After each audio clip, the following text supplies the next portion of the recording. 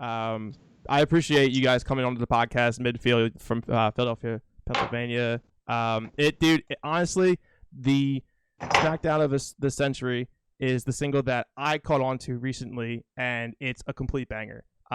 Produced by Jeff McKinnon.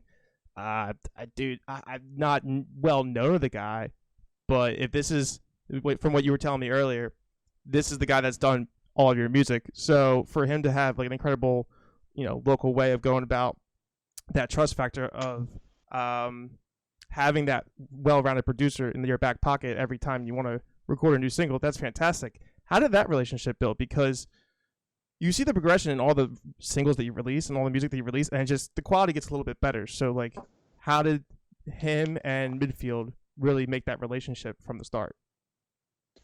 For me personally, I knew Jeff since I was in like college. Me and Matt were in a band, and he was just getting started. So he was friends with the drummer in that band, and we got like, one of those early rates from an audio engineer that just wants to start out and just wants to try and mix something.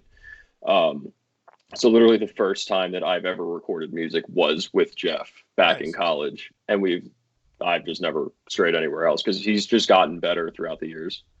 We've always had a confidence on our sound production over everything with something that I put out in that band, something we put out in Midfield. It's always been really solid work from Jeff. And he's just our guy. He's located in the Philadelphia area. Recording with Jeff is always like a pleasant experience too. Oh yeah. It's like super easy going, like really easy to like track there. I mean, he makes it really easy. It's our sound, so it makes it that much easier. Yeah. He's just a really easy person to work with. He's just like real down to earth, and he knows what he's doing too. Like he just naturally knows without even really thinking like what to add to a song to make it that much better. And he's just like, it's just really easy. Like the whole process is easy when he's involved. So you trust Jeff with like maybe a 6 honorary member with producing and kind of structuring the music? Oh yeah, absolutely. Oh yeah, that's a significant trust factor because like I would need that personally. You know what I'm saying? Like, mm-hmm. Not more so like dictated with the music in itself, but like just guidance in general. Like that's pretty sick. Like trying new stuff on us too. Like we went. Hey, I'm sorry, Ty. I didn't mean to cut you off. I just wanted to give Evan a shout out too, because Evan has added a lot of input as well. Yeah. Evan is like Jeff's kind of sidekick, and he, has written a bunch of small little parts to, elevate a song and whatever else. So Jeff and Evan are like members 6 and 7, I would say. Fuck yeah. That's they're all tight. It's very rare to find that. I mean, I tried preaching that when I was moving through bands throughout the years. Like I did the metalcore stuff, I did the pop punk stuff, and I tried to convince them we need to find a producer who can be that extra member, but also have that have them be underground like us for the fact of the same drive and passion is there, such as paying like, I don't know, like if I want to take 10 songs and I have to pay like, oh man, let me think of a number, like $7-8 grand, or even an EP, like 5 songs, you have to pay like $8 grand for a professional producer. Like, are they going to care as much with the music as, the very well-rounded quality, producer that hasn't made their next step yet? Because we've all been there. We've all been in the underground. I mean, I see Midfield as starting to finally break through the glass ceiling, thankfully. And I'm like one of those dudes that's just like, all caps, yo, why the fuck are we not talking about this band right now? Like, this is bullshit, dude. Like, in the pop punk networking group, like, love that whole group in itself. I'm like, yo, or the Easycore group, I'm like, can we talk about this, please? Like, if we want the genre to be very relevant still, let's take a listen to some of the good stuff. But I'm just glad that you have that relationship with Jeff, not related to Jeremy McKinnon, no relation. So it's like, what's next for the band? I mean, it's a shame that the whole like situation with the global pandemic is putting everything to a complete stop. When you released that single for Midfield for Smackdown of the century, did it kind of like halt a lot of things that you had planned moving forward with the release of that single? Yeah, I mean, it was tough to it's just tough to push anything after that because it's supposed to be driven by, then you go and tour, then you go play shows, then you go, make merch. You do things that you can only really do in person. Not that merch is one of them, but it's just like things to interact with people in person. So yeah, the pandemic definitely halted a lot, with what we wanted to do show wise, because we also had a song "Nothing Changes" that came out in March, like really early in pandemic, that we weren't able to do too much with. It skewed how we shot the music video for Smackdown. If you go back and watch, everyone's on a Zoom call laptop thing watching the wrestling show, and we kind of played into we kind of played into the world of the pandemic a little bit there. Yeah, it's a nice wink to it. Yeah. That worked out for us though, because then we didn't have to bring in a bunch of real people to the video shoot. Kind of made the process easier. I didn't want anybody seeing me in that onesie. So until it hits the internet, then everybody will see it. You know what I mean? Yep, there we go. We got to get a bunch of people who legitimately wanted to be in the video, cheering in the video and stuff like that. We put out something on our Facebook just saying if you want to be in the video, just send us this, that, mom's in it. Yeah. My mom. Shout out to my mom and Bill and Alex. Thanks for being in the video. When I saw that video too, I saw someone with a Flyers jersey. I'm like, shut the fuck up, they're from Philly. Let me see. And I went straight to Facebook. I was like, yes, we need more representation of the fucking local scene from Philly, because I'm out of the suburbs in Philly, so it's we're all not too far from each other. Maybe you'll take the Wonder Years throne. We'll see. Impossible. Yeah, I was gonna say. All over there, bud. Those are some sad shoes to fill, my friend. It really is. Yeah, that's the original sad boy of Philadelphia, man. Whew. I mean, let me tell you. That's just so cool though. So everybody's relatively close to one another, so to write and get together for rehearsal is convenient, or how do you guys go about that process now that we're in a pandemic? It's been a little less getting together to rehearse. I mean, we just started yesterday again for the first time in a while. Yeah, we haven't played together in a long time. Not all five of us.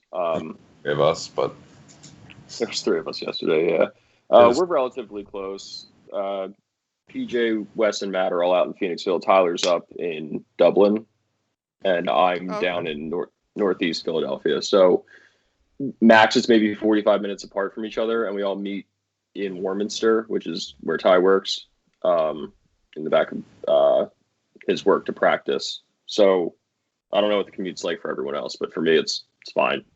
But the pandemic definitely knocked us out of being able to practice all together as much as we usually do, which was once a week.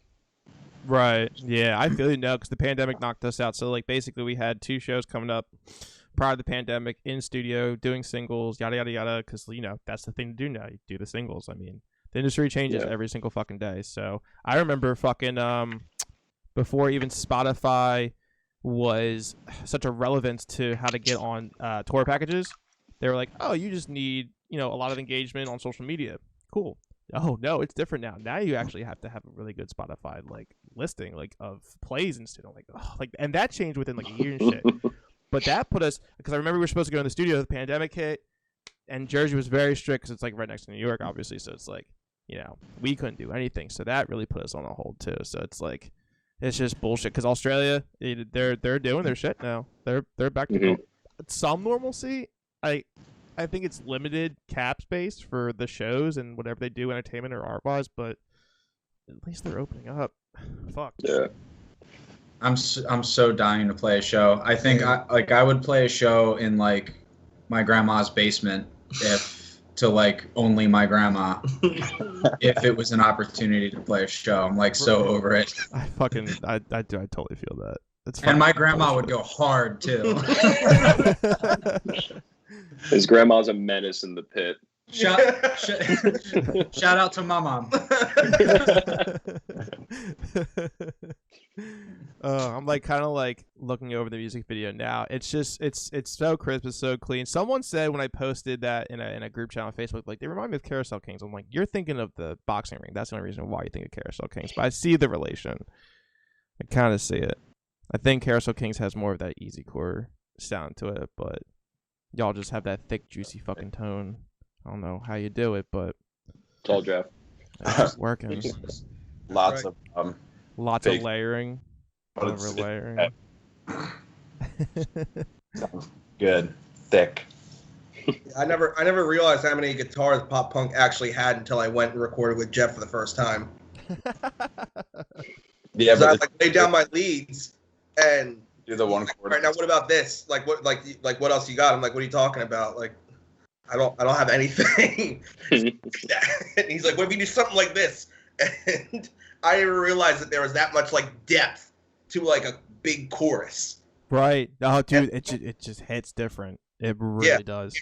Makes a world of difference, and that's like for the backing track stuff.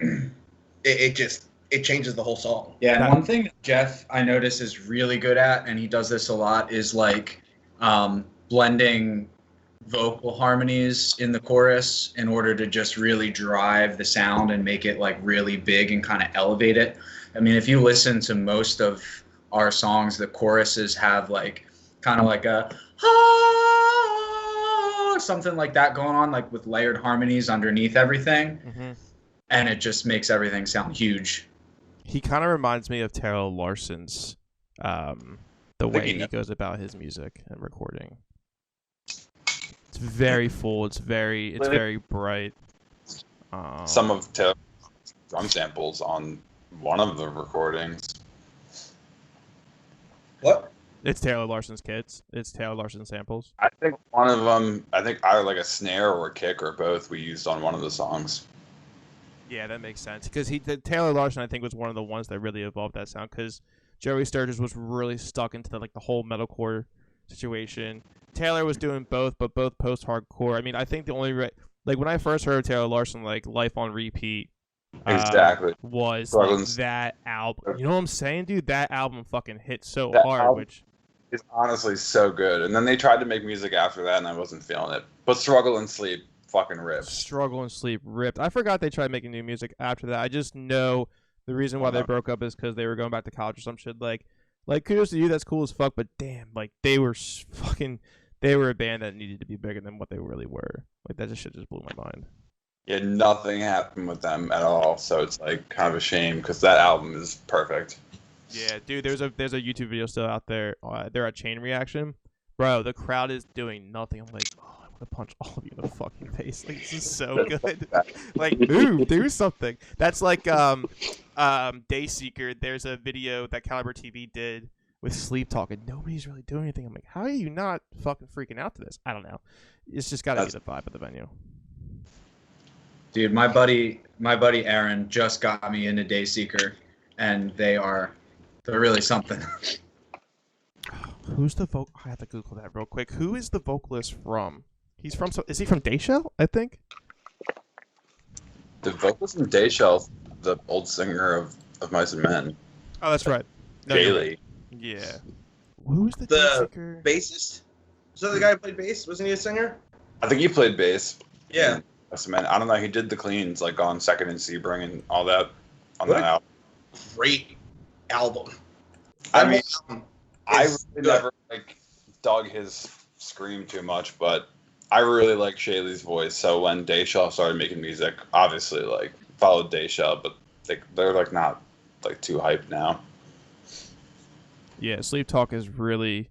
That was the one TikTok that people appreciate. Like, oh, they're so underrated. I'm like, yeah, they actually really are. Like, what the fuck? Like, I never thought of it in that sense, of how underrated they are. And then people just roast the crowd at that show from Caliber TV, and they're like, "Eat your fucking mouth." I'm like, oh, it makes sense. No, but in a sense, dude, yeah, I could definitely tell from Jeff's. Sound, he just has that full production that he's ready to go. Because I'm looking at his catalog right now. And I unfortunately don't recognize a lot of these bands besides obviously Midfield, but the dude's really special. And Jeff, if you're listening or you're watching, dude, I appreciate your work, and I'm really looking forward to what you have coming up. Because He's producing Varials now. Yeah, he just Oh released shit! studio. He like posted like a studio update with all them. That's like my dude Bruce. Yeah, he produced our album. Now he's doing bigger and better things in Cali. Now he's doing Scott. What's that? Scott Steyer. He's like one of those influencers that's like friends with David Dobrik or some shit. He's killing it, dude. Like, I'm like, I miss you. Scotty Sire? Huh? Scotty Sire? Yeah, he's producing recording him him? now. Yeah, he's producing him now for Fearless. Yeah, he does a lot Dude, though. that's Like, I just miss him. I want him to come back to Philly. I try to tempt him with Wawa all the time. Like, bro, if I get you like a year's supply of Wawa hoagies, like, can you fucking come out here and do an album for me? Thanks, bro. Appreciate you. Love you. It's not enough. It's not enough. He's too big now. He's too fucking big. What's it called? So, I mean, do you think you're gonna keep releasing singles? Because I know in the industry now that that's the one thing that people are more interested in besides EPs or full length albums. Is there anything that you might possibly be working on that could give us like a wink at or like a hint at? Because I mean, regardless, whatever you release is gonna be fucking sick. So it's just something that I am personally interested in. Like, what do you think the next step is for music wise, or is that not even a thought yet? As much as we like riding the singles train, it makes sense right now for how the industry kind of works and how you kind of have to keep putting out content to maintain relevance. But we are working on an EP coming out soon. It will still have a single off of that, but yeah, we are working on an EP right now, at the very least. Technically, it's almost done. Yeah. That's why Matt can't be here at the moment. Yeah, Matt's recording some of his vocals right now. Secrets out. Is anybody a fan of features? How do you feel about that? Do you feel like here's my thought on it. Here's my take on it, or my question. Do you think that it's more it's more of a common practice to have a vocalist feature that's like thoroughly interested in the music, or do you think it's kind of a good idea to go out and get like a feature vocalist and pay for that? Say like I don't know, say Midfield's like, oh, you know what, we're gonna reach out to Soupy from like the Wonder Years for a feature. Like, do you think like that would be into consideration with upcoming music, or how do you guys feel about that in general? Oh, if we could afford it, that'd be sick. Yeah, probably. true. Yeah. But no, like if someone just fucking paid for it, absolutely all day long, and he probably would do it too. So to add to your question, like if Soupy was singing on a Midfield song, I would hope that he would be interested in the song too. Right, exactly. Like I would hope that he would like get into the song and like feel it a little bit, and not just be like, okay. And I don't think he would. Like, he seems like a dude that just loves music, but like that would be kind of a letdown, right? Like but I don't see that being a thing. But you would hope.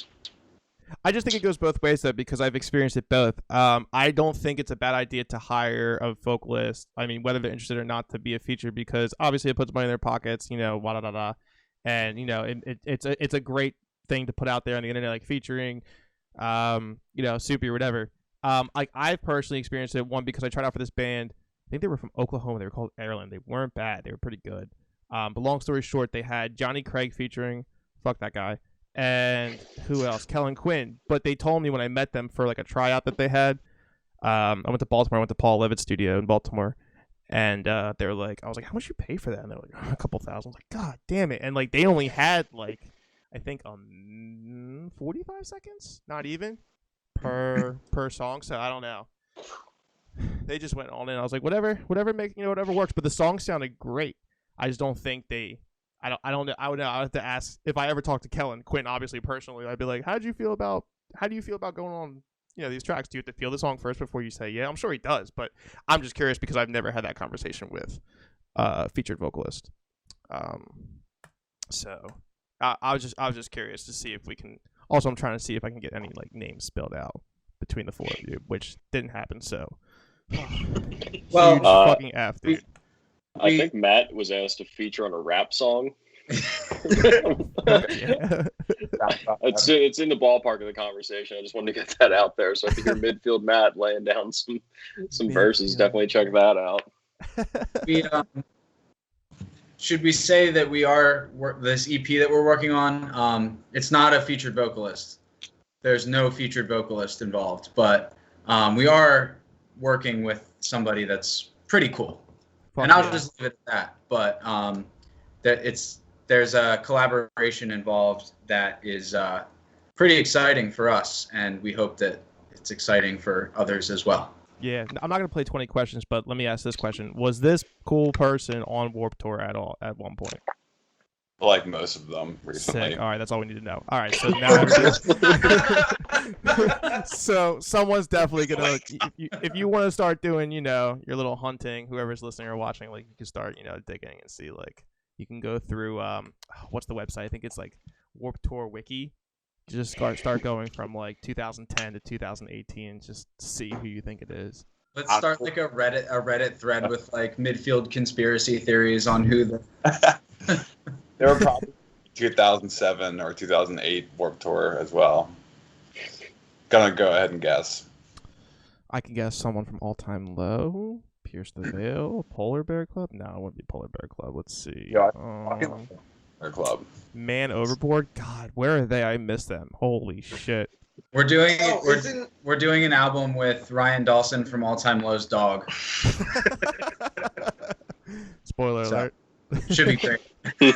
What's the dog's name again? I forget. Okay. I think it's like Diesel or something. Sucks. We forget the name of the person who's featured or the. Yeah, it's too bad that we can't remember the name of the guy that we're working with. No, that's really fucking weird, and I don't know if that's short-term memory loss or what, but I mean, I'm sure Matt will tell you. Matt will, when he gets back from recording and shit, that'd be a good idea. Also, if it's someone from Newfound Glory, We the Kings, man, there's a lot of pop punk. I think pop punk started evolving itself around, like, I want to say, emo walked into Warped Tour around 2005. I want to say pop punk was probably before that, because like Sum 41. And yeah, I mean, some people might argue that pop punk goes back to like the 70s, but pop punk is now anyway. Idiot. Older than that. Idiot. Or younger. Was it Green Day who was like pissed that they were considered pop punk? I don't know. Probably that sounds like a Green Day thing to do. Yeah. They evolved into pop punk for sure, but I mean, like Dookie was like, in your face punk. Those dudes have been doing it for so fucking long too. But bands evolve too and stuff like that. Who just evolved that? Like, I think someone was like not a fan of like I read comments all the time. I'm just like, ugh, like how do you have this opinion? Someone didn't like Paramore's like new music. I'm like, dude, everything they release is great. So whatever, bro. Even Green Day got hate in like the when they started getting big mainstream wise. Like they got hate from their hometown for being too mainstream. So like, there's always going to be haters. Yeah, you just can't please everybody. Like American Idiot was definitely, I hate to say this, but a classic to pop punk. But it, I think those trades was when people started kind of getting away from them a little bit. But it is what it is. People don't like bands evolving and changing their sound. Like look at Bring Me the Horizon. Like that's an example where they just don't give a fuck. And honestly, Ollie's saving a lot on his like wear and tear for his voice. So, and I think their music is incredible. So. Yeah, they're awesome. Yeah, whatever. How did the band like come together? In general, like you don't just start from the very beginning, but was it a lot of like, I know this person from this band, and maybe you pull them from that band. Like if Kurt's like playing in another band, you just pull him from your old band, because that's how usually it works in New Jersey. Like everybody plays with everybody, and then you kind of steal other members. That's how I stole my vocalist. Actually, that happened the other way. He stole me. I'm a liar. The express route is me and Matt, and then PJ off Craigslist, and then Wes via PJ, and then Tyler via Jeff. Yeah, well, not even via Jeff, via Dave. But I knew Dave through Jeff, so. Oh, okay. So how did you, Tyler? What band were you in, and like what were you I was pursuing at the time? Drive playing guitar, and I hadn't played drums for like 5 or 6 years or something. I don't know. It was a long time because I moved out and I like had my drums at my work, and they just sat there on a pallet. And I never played them. So Dave asked me to join, and then I just like practiced all the songs, and then I met pretty much everybody besides Kurt, and then I met Wes once before. But when we filmed False Start, the video, that's the day I met everybody pretty much. The first time we spent like an extended period of time with Tyler was the False Start video shoot. It's all on camera. But we kind of felt like, I don't know about the rest of you guys, but I kind of felt like going into that video shoot, like I already knew Tyler. Like, Yeah. like we all like we get along so well that like I just felt like this isn't like this new guy. Like it just felt like, yeah, this guy's in the band. Like it Instant best buds. it just felt very natural, like from the beginning. So It was made to be. Fuck yeah. I remember I was the first one to go and meet Ty because I was trying to show him the songs just to run through. And I pulled up to the back of his works warehouse, and I was like, that's weird. And then he just opens the back door, he's like, hey, come in. And it's just a warehouse. I'm like, that's weird. And then we go back to this empty warehouse, and it's just drums. And he's like, yeah, you can plug your amp right there. It's like, all right. That was great. Dude, we had the entire warehouse with nothing in it. Yeah. it was not pretty sick. For it, but if you've seen our other videos, I think 2 of them are at my work, right? Or is it 3? Deferred and false start, yeah. Deferred and false start, yeah. Oh, Tyler, you're doing in warehouses and shit, dude. Come on, man. No, I'm just playing. I mean, when I had to convince members to join my band, I would be like in my grandmother's garage, be like, you guys, we should really start a band. And I'm like trying to convince them so hard. I'm like, this kid doesn't really have his shit together, but maybe we'll give him a shot. And it somehow worked out. What's it called? But yeah, I mean, either way, I think it's just a great relationship in general for the whole band itself. I'm trying to like think that have you guys done much touring at all? Like, No. have you headed out to the West Coast per se or Midwest? No. Not yet. No. We were planning. We were starting to think about planning a tour for last summer. We And like kind of messed remember that all up. with Nude Shoes, and then I joined Nude Shoes so we could do the tour, and then the tour got canceled because of COVID, yeah. Yeah. and now I'm still in Nude Shoes. So like here we go.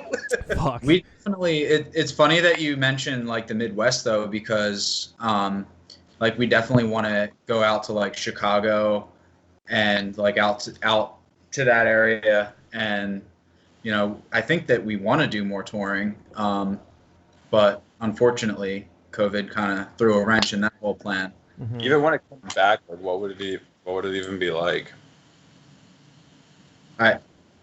Exactly. It's you can't really answer that. Yeah.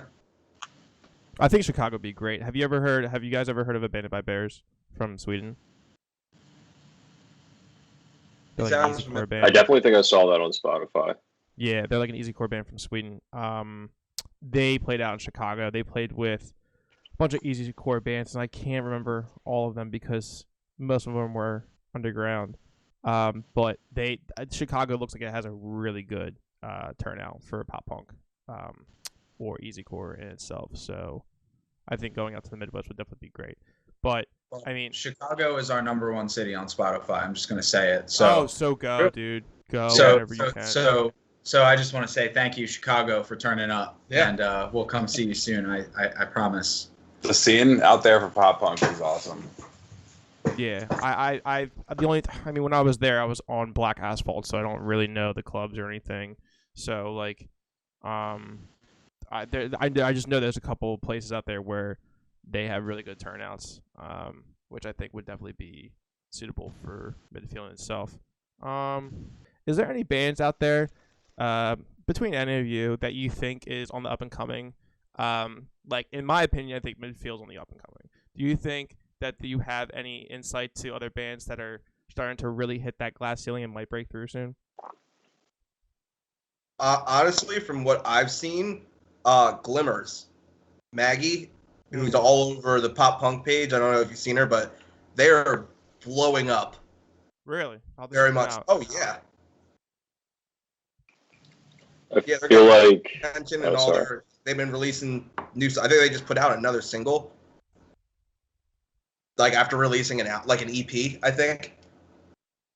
But they're killing it right now. Yeah, I just screenshot their Spotify.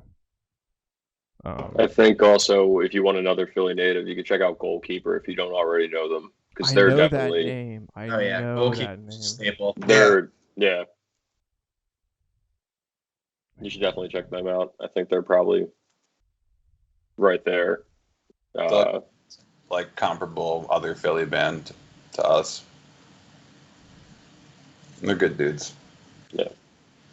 Yeah, everybody. I'm watching out for new pop punk bands. Like I've known Action Adventure for a while.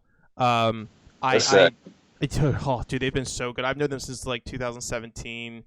And they came up on my For You page and they had like 500,000 likes. I was like, oh my god, they're getting fucking attention. Let's go. And then eventually hit to a minute. I was like, thank God. Then they followed it up like, what did they say in the comments section? They were like, some people in the comments section were like, this song this song sounds like an anime intro. I'm like, and then they they doubled down and they released an action adventure anime like long sleeve. I'm like, you fucking geniuses! Like, come on, man! Like, I love that shit. I'm not 100%. I think Jeff has worked with Brooklane. Does that sound right to anybody else? Yes. Yeah, they look like they're doing pretty good too. If you go and check out their Spotify. I definitely heard them. Yeah, it's just really hard. Especially with like the touring being non-existent. We're all trying to find new ways to, I guess, promote ourselves in a way. But it's either the live streaming, which even for the bigger bands, it's like how often can you do that? You know what I'm saying? Like once a month, maybe if you're lucky, or the drive-in shows. And now everybody. I mean, I think I'm late to the TikTok game, but I think everybody's starting to utilize TikTok to try to grab the attention. Because that's how I knew about Action Adventure. That's how I found out about, or that's not how I found out about Action Adventure. That's how I found out about Hot Mulligan. I think it is. Mm-hmm. I love Hot Mulligan. Yeah, they're good. I found out about Hot Mulligan, and then who else did I find out about? Let me see. And Magnolia Park. So it's like, it's just like you gotta try to find new, innovative ways to get yourselves out there. So it's good that everybody's starting to capitalize one way or another, regardless. I think it's a good thing in a way. I'm sorry. I'm sorry to cut you off. No, we're on Skype, dude. That's why I'm trying to do this in person one day. Yeah, you know what I mean. I just wanted to add that, like, I think it's kind of a good thing that like the pandemic has kind of forced everyone to find new ways to promote themselves, because I feel like it's really easy to kind of rest in your laurels as far as promotion goes, with social media and all that kind of stuff. And it's kind of forced everyone to get creative with promoting themselves and finding new ways to do that. So I think that's kind of a good thing in a way, because it's a challenge, but it allows you to kind of find a new medium to promote, and any kind of promotion is good promotion. So that I feel like is like a good aspect of the whole thing. Yeah, you're 100% right. I mean, we're evolving, in general, so it's like we're gonna have to find new ways to do that. No, I totally feel you. Because some people like just don't capitalize on it, or they just can't. Has Midfield ever like thought about getting it? Because everything's DIY with Midfield, which is why I appreciate you guys also. Has management? Did you have management? Is that a thought? Is labels a thought? How do you feel about that coming into the picture as well moving forward with new music and such? Definitely open to labels and stuff. I think we like kind of had management, not like contractually, but we have had people help. Like when we pushed Happy Thoughts, when we released that, we definitely had like help and what's the word? Advice, and we're like kind of shown how to use social media to push the songs and push the content. but we've never had like paid management. Because I mean, I don't. It's expensive, honestly. Like, yeah. Well, for management, just be careful because like you're not really supposed to pay management. Depending on if you have the connections. Like we paid our management. We don't have them anymore, which was actually very useful for us. However, for others, I don't think it was because maybe they weren't ready. But I mean, then I talked to my label guy, and he's like, "You're not really supposed to like pay management, but he's doing some good shit for you." I'm like, "Yeah." I was like, "That's why I gave them the benefit of the doubt." But other than that, like you just gotta be careful because they're gonna say all this shit, and like sometimes it doesn't come out to fruition. No, I'm just curious because like I just think that like someone hopefully could give you something like well-rounded in an offer to do that, but I don't know if it's now or in the future because it seems like I think perfect example is like Meet Me at the Ultra. They got signed to I think it was either Fueled by Ramen or Hopeless, but like it was so sick, and I was like, damn, this band's fucking good, and I was like, damn, the pandemic hits, and now they're trying to like because they were probably going to do all these tours and go on these tour packages, and now it's like come to a halt. So they're also involved on all social medias, and they're making creative ways, which is fucking sick because they're so good at what they do. But nobody expected that. Nobody expected a global pandemic to completely stop us at a halt. Like, what the fuck? Like, My Chemical Romance said they were gonna. I think their tour is rescheduled for 2021 for the fall, but I don't think that's gonna happen either. I really don't. The very last show we played, I'm sure somebody else has a better story than this, but the very last show we played before the pandemic, we all went to Smashburger like 30 minutes before set, and I had been drinking since like 3 o'clock that afternoon. So I'd been drinking for like a solid 6 hours, and then we went to Smashburger. So we got back to the venue like literally 5 minutes before we were ready to go on stage, and I didn't feel so good from the Smashburger and all the beer. So I walked directly to the bathroom, vomited in the sink because someone was using the toilet. And mind you, this is a single bathroom, not a stall bathroom, single bathroom. There's just a dude taking a piss in the toilet, and I just walk in right behind him and start vomiting. And he kind of turns over his shoulder and he's like, "Hey, dude, you all right?" And I was like, I kind of just gave him a thumbs up. And you know, I wiped myself and I was like, "All right, fuckers, let's play a show." That was definitely a highlight for me. It felt pretty punk rock. That show was a nightmare. It really was. Yeah, Ty, I actually thought Ty was going to die at certain points. Yeah, we were all kind of feeling it that night. Yeah. That was like right on the like literally like it was like a month later that everything went into lockdown. And like everybody was like knew about it. And so Matt got sick, Wes got sick, Ty got sick. Me and PJ are just standing there looking at each other because we don't know how to play. What was that song we covered? Oh, Dashboard Confessional. Oh, we forgot. I completely forgot how to play that on the spot. we're like midway through, and I just look at PJ, and he looks at me. And we're both like,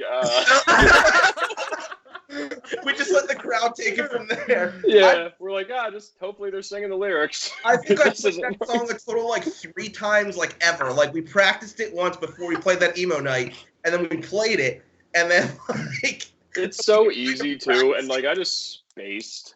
Yeah. It's funny because I think it was my idea to play that song that night, and I was the one who vomited in the sink right before walking on stage, and I think I was the only person who didn't make a mistake on that song. Yeah. So either way, I think you started a domino effect. You know what I mean? Yeah. Like throw up, missing parts and shit. Dude, you play emo night.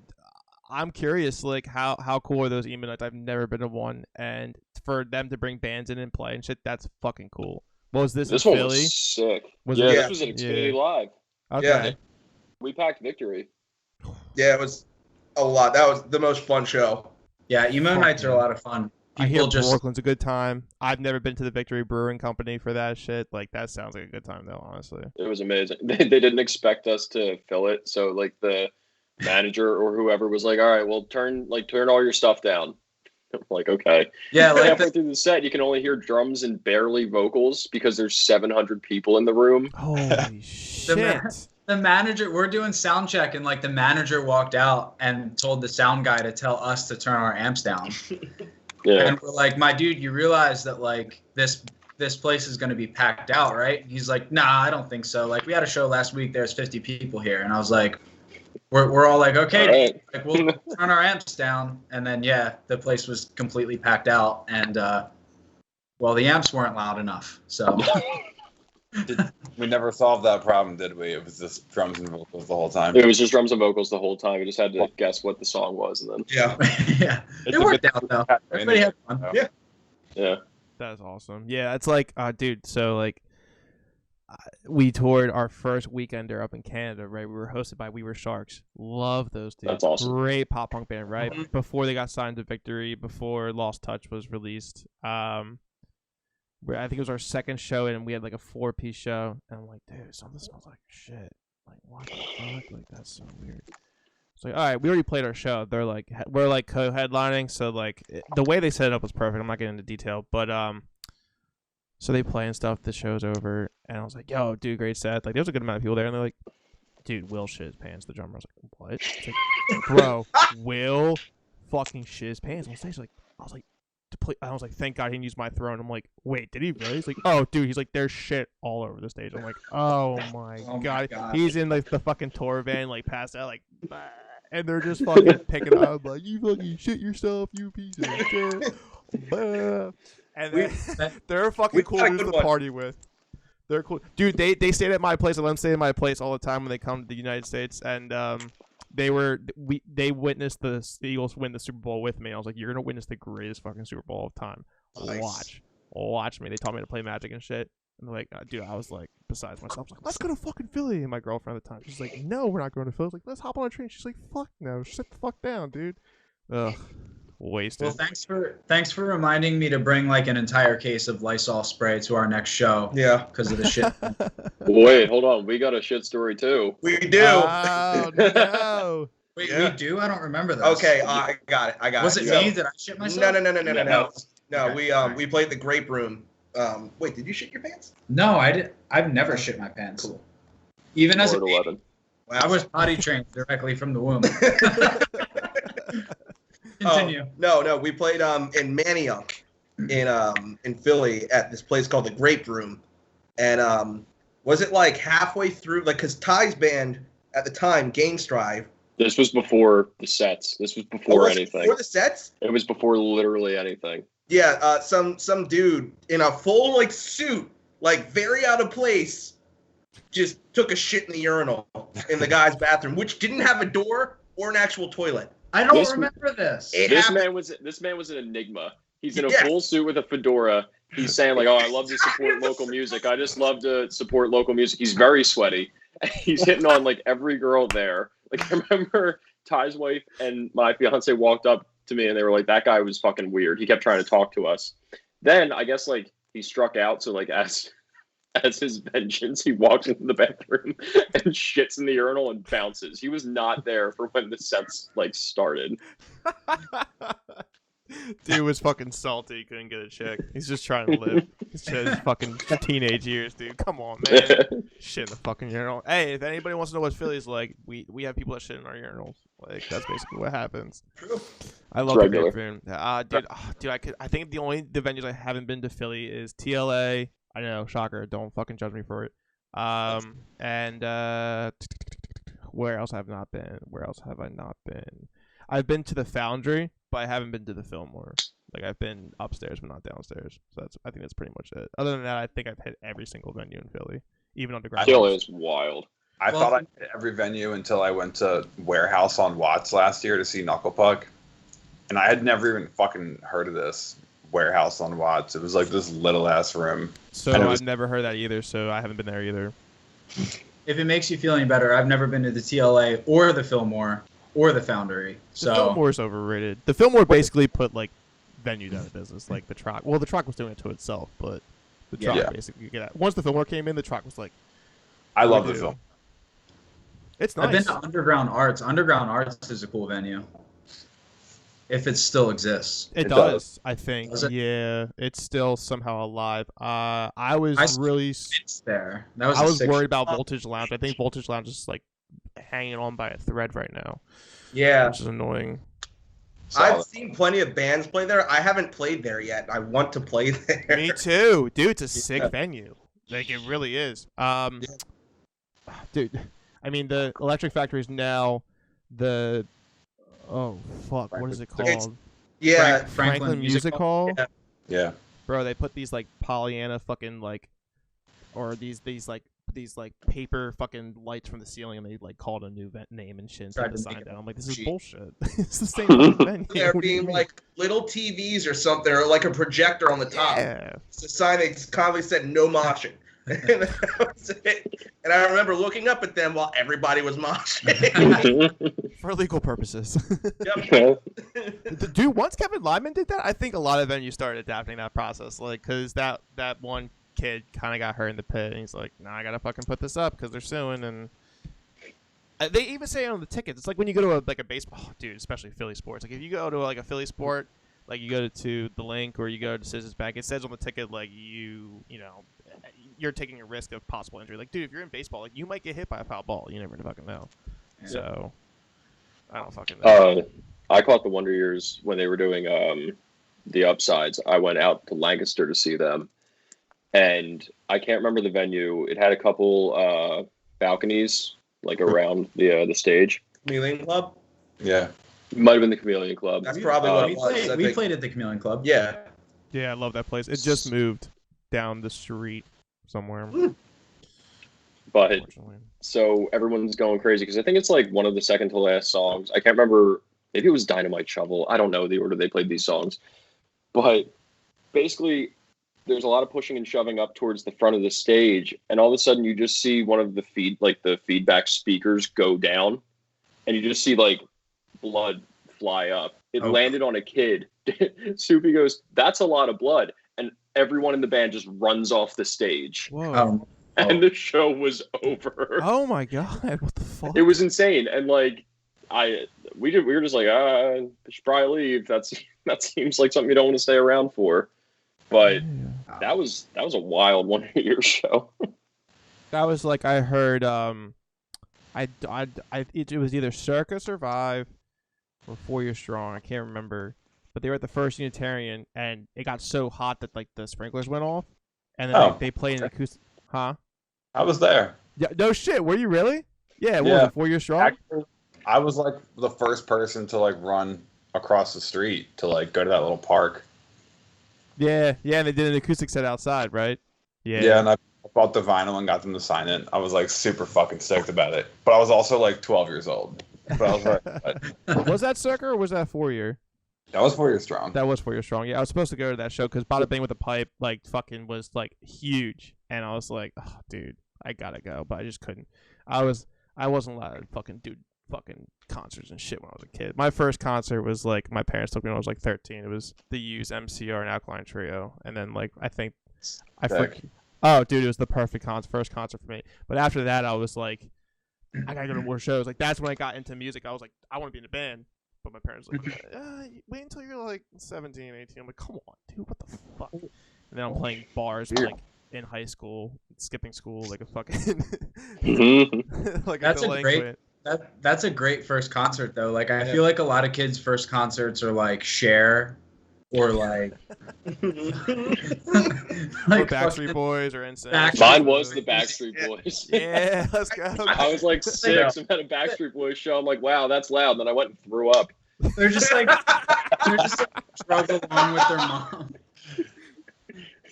My first concert was Pearl Jam, and I'll never forget it because Pearl Jam is one of my favorite bands. But not a lot of people can say that they enjoyed their first concert. So I think, I think like it's a good thing. I'm pretty sure my first concert was with you, and it was All Time Low. Really? And I'm pretty sure I still owe you money for it. Probably. Yeah. PJ owes a lot of money. I'm pretty sure I still have. There's a notebook somewhere with my tab on PJ's tab. Yeah. For when you were living with him. Oh yeah, Yeah. That's right. Yeah. I slept on his couch. It's great. You slept on my mom's couch. Yes. Did some of the dishes, maybe, possibly. You did do some dishes. I did. I Yeah. cleaned his whole. I No, skipped you- school one day. I cleaned his entire kitchen. So his mom was a little upset that I didn't go to school, but I cleaned their kitchen. Yeah, dude, that's all that matters. You're a team player, bro. What do you mean? Fuck education. She tagged me in a status. I remember that. Just happened the other day. Just popped back up on there. Oh, for the memories like 4 years ago. I love that shit. Dude, the band should definitely play in Lancaster. That's also a great scene to play in too. Now that I'm thinking about it. The Lizard Lounge. Yeah. That was the first show I played with Midfield. Was that? Yeah, that was emo night. Oh. Yeah, We did a couple emo nights. Yeah. Yeah. We played in Lancaster once or twice. It's definitely a cool town, and I would love to go back there. Sheets. But you know, there's COVID there, so Yeah. Yeah, for sure. Like my go. boss, Jeremy Weiss of CI. So like basically, like they moved Chameleon because he promotes Chameleon shows.